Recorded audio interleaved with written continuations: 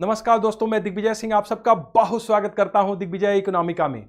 आइए दोस्तों, आज मैं आपसे बात कर रहा हूं कि जो बजट 2025 में जो टैक्स रिबेट दिया गया है, मिडिल क्लास को एक बहुत बड़ी सौगात दी गई है। आप सुन रहे हैं कि अगर आपकी इनकम 12 लाख रुपए है तो भी आपके ऊपर कोई टैक्स लायबिलिटी नहीं आएगी। इवन अगर आप सैलरीड क्लास है और आपकी इनकम 12,75,000 है तो भी आपको कोई भी इनकम टैक्स देना नहीं होगा। फिर भी आप टैक्स स्लैब को देख रहे हैं, तो आखिर में क्या है, क्या कंसेप्टुअल क्लियरिटी होनी चाहिए। इस वीडियो को ध्यान से देखिए, आपको बिल्कुल क्लिस्टर क्लियर हो जाएगा कि किस तरीके का आपका टैक्स असेसमेंट होगा और किस तरीके से आपको टैक्स देना पड़ेगा।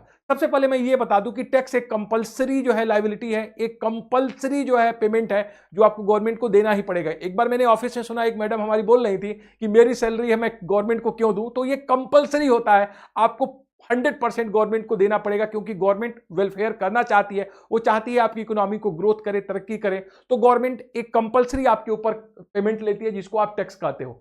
अब यहां जब टैक्स आप देखते हो तो जो नया बजट आया 2025, और इसमें आपने देखा कि जो सबसे बड़ा, अगर आप पिछले 10 वर्षों में देखोगे तो इतना बड़ा टैक्स रिबेट डायरेक्ट टैक्स में कभी नहीं मिला है कि 12 लाख तक इनकम अगर आपकी है तो भी आपको कोई टैक्स नहीं देना है। एक्चुअली ये समय की मांग थी। आप देख रहे हो कि इकोनॉमिक स्लगिश है, इकोनॉमी में उतनी तेज ग्रोथ नहीं हो रही है और इकोनॉमी में लिक्विडिटी क्राइसिस है।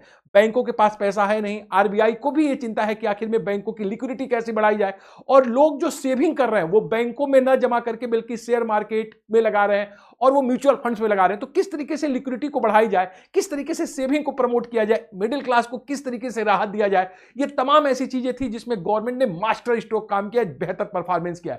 इकोनॉमी में अब तक आप देख रहे थे जो भी सुधार था पिछले बजट में, गवर्नमेंट ने इंफ्रास्ट्रक्चर के ऊपर बहुत ध्यान दिया, सप्लाई साइड को फोकस कर रही थी, कुछ ना कुछ ऐसा कर रही थी जिससे हमारा उत्पादन बढ़े, सप्लाई बढ़े। बट गवर्नमेंट ने इस बार एग्रीगेट डिमांड को बढ़ाने के लिए, लोगों के मांग को बढ़ाने के लिए पूरा काम किया है। लोगों के हाथ में लिक्विडिटी को रखा है, उनकी सेविंग बढ़ाने का प्रयास किया है कि बैंकों में लिक्विडिटी आए और जो रूपी का डेप्रिसिएशन है वो भी ना हो। तो एक्चुअली जो देख रहे हो, जो सबसे बड़ा टैक्स रिफॉर्म क्या रहा है कि no income tax on annual income up to 12 lakh under the new tax regime. ये जो नया टैक्स रिजीम है, अगर आपकी इनकम 12 लाख रुपए है तो आपको किसी तरह का जो है इसके ऊपर टैक्स जो है आपके ऊपर लायबिलिटी नहीं पड़ने जा रही है, किसी भी तरह की आपकी टैक्स लायबिलिटी नहीं होगी। नो इनकम टैक्स आज annual income of 12 lakh under new tax regime.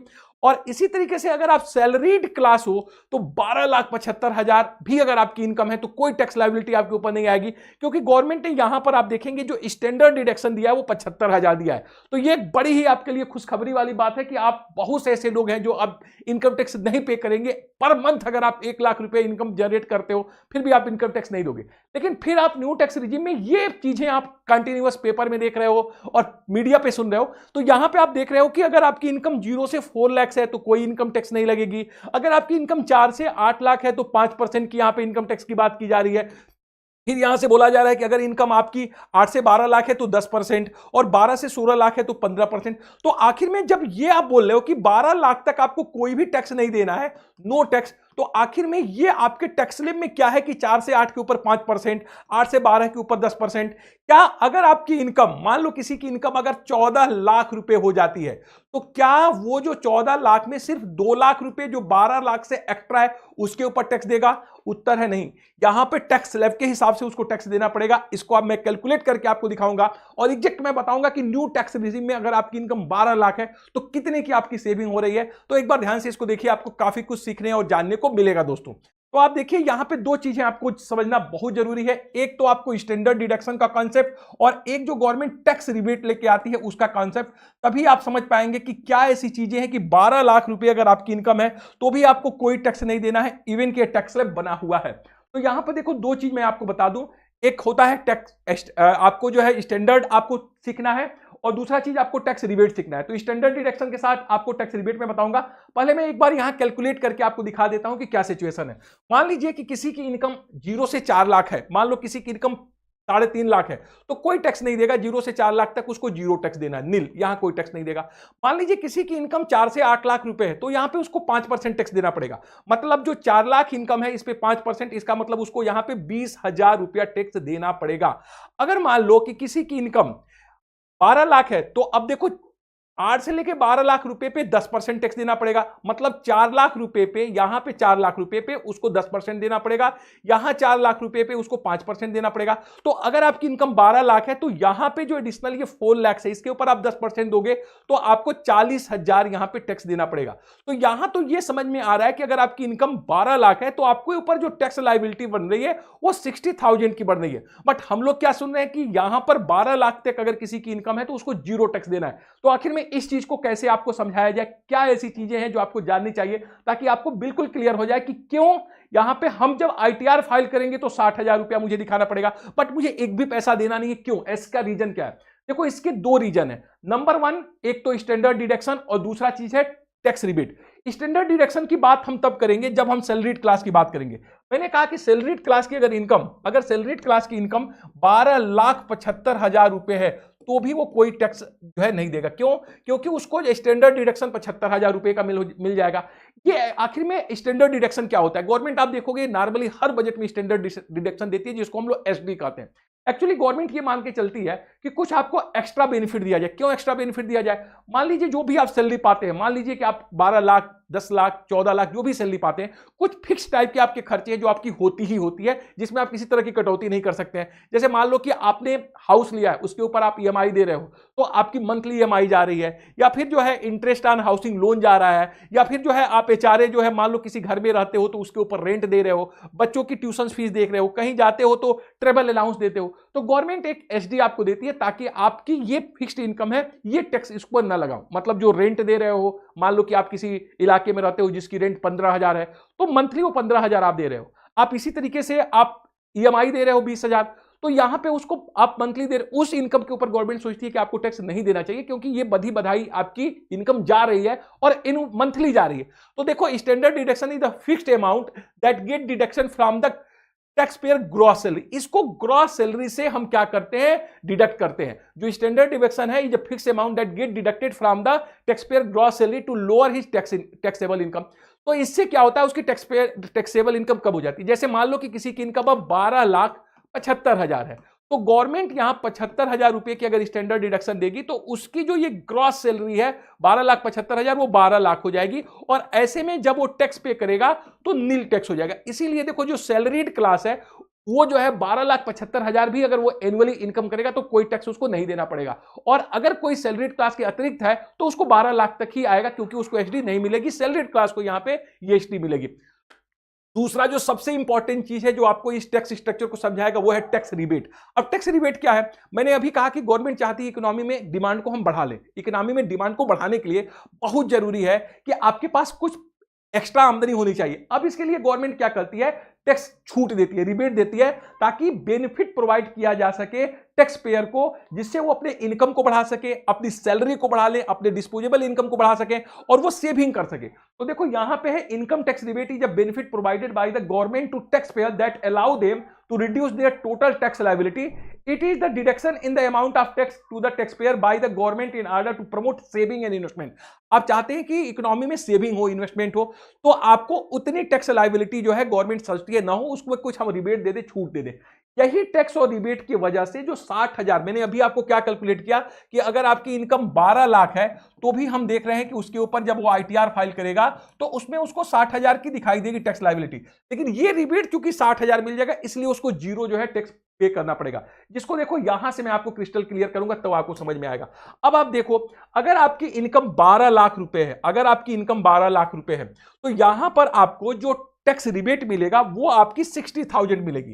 जैसा कि मैं यहां पे आपको बताया था कि अगर आपकी इनकम 60,000 है, अगर आपकी इनकम 12 लाख रुपए है, यहां से देखिए तो किसी की इनकम 12 लाख है तो उसको कितना टैक्स लायबिलिटी आ रही है? 60,000 रुपए की।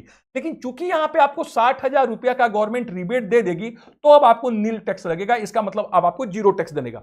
अब एक दूसरा प्रश्न देखो, अगर किसी व्यक्ति की इनकम, मान लो कि किसी व्यक्ति की इनकम 15 लाख है, 15 लाख है तो कैसे वो टैक्स देगा? अगर किसी व्यक्ति की इनकम 15 लाख है तो देखो वो इस टैक्स स्लैब में आ रहा है 12 से 16 के ऊपर 15% वाले में। तो क्या उसकी जो टैक्स लगेगा तो 12 लाख तक हम फ्री मान लेंगे और सिर्फ 3 लाख के ऊपर वो टैक्स देगा, 3 लाख के ऊपर, और कितना देगा?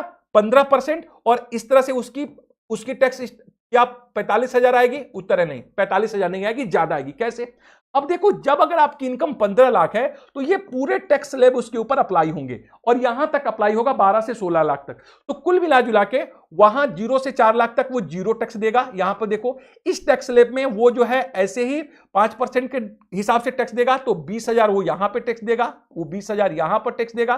फिर देखो 8 से 12 लाख तक वो 10% में आएगा, तो यहां पे वो 40,000 टैक्स देगा, 40,000 रुपए टैक्स देगा। अब देखो उसकी इनकम चूंकि 15 लाख है, तो 12 से 15 3 लाख के ऊपर अब उसके ऊपर 15% के हिसाब से लगेगा, तो यहां वो 45,000 रुपया टैक्स देगा। तो अगर आप सबको जोड़ लो तो यहां उसकी टैक्स लायबिलिटी कितनी हो गई, 40 और 20 60 और 1,05,000। अब इसकी हो गई आपकी 1,05,000 वो टैक्स देगा, न कि उसकी जो टैक्स लायबिलिटी सिर्फ जो है 45,000 होगी। तो कहने का मतलब यह है कि ये जो पूरा का पूरा जो हमारा टैक्स का जो सिस्टम है और ये जो ब्रैकेट है आपके, ओके, तो ये जो है टैक्स स्लैब बहुत इंपॉर्टेंट होते हैं टैक्स कैलकुलेशन के लिए। तो आप बिल्कुल ये समझ लीजिए कि अगर आपकी इनकम 12 लाख से जो ही ज्यादा होगी आपके ऊपर टैक्स ज्यादा पड़ेगा। इसमें आप बिल्कुल निश्चिंत रहिए कि अगर आपकी इनकम 13 लाख होती है, 14 लाख होती है, 15 लाख होती है, या मान लो किसी की इनकम जो 18 लाख है, तो ये इस स्लैब में टैक्स देगा 20,000, इस टैक्स में देगा 40,000, इसमें वो पूरा का पूरा अगर 4 लाख इनकम है तो 60,000 यहां पर टैक्स देगा, और बाकी बची इनकम के ऊपर वो 20% से यहां टैक्स देगा। तो कुल मिला जुला के ये जो टैक्स स्लैब है वो बिल्कुल जो है काम करेगा जब आपकी इनकम हायर होगी। बट अगर आपकी इनकम 12 लाख है तो ये टैक्स स्लैब का बहुत मतलब नहीं है, क्योंकि गवर्नमेंट ने वहां पे रिबेट दिया हुआ है। अब देखो मैं लास्टली यहां पे ये बता रहा हूं कि अगर किसी व्यक्ति की इनकम 8 लाख है तो उसको क्या टैक्स देना पड़ेगा, 0% टैक्स लगेगा। अगर इनकी 9 लाख है तब भी 0, 10 लाख है तब भी, 12 लाख तक आपको देखो यहां पे क्या देना पड़ेगा, 0 टैक्स। लेकिन जो ही आपकी इनकम 16 लाख हो गई, आपकी टैक्स 1,20,000 बनेगी। 20 लाख अगर आपकी इनकम है तो आपकी जो है उसी हिसाब से 2 लाख टैक्स बनेगी। 24 लाख है तो 3 लाख, और 50 लाख है तो आपको 10,80,000 टैक्स बनेगी। बट जो आपको फायदा होगा वो इतना फायदा होगा। मतलब क्या हुआ कि अगर आपकी इनकम 12 लाख है तो आपको जो फायदा हो रहा है वो आपको फायदा हो रहा है टोटल बेनिफिट 80,000 का। कैसे हो रहा है, आइए मैं इसको नए और पुराने टैक्स स्लैब से कंपनी और नए का। अगर मान लो कि आप पुराने टैक्स सिस्टम में होते, टेस्ट स्ट्रक्चर में होते, तो 0 से 3 लाख तक नील था, आपको कोई टैक्स नहीं देना पड़ता। यहाँ पे 3 से 7 लाख मतलब 4 लाख के ऊपर आपको 5% देना पड़ता। तो अगर आपको 5% देना रहता 4 लाख के ऊपर, तो यहां पे आपकी टैक्स लायबिलिटी आती 20,000 रुपए, तो आप यहां पे 20,000 रुपए देते।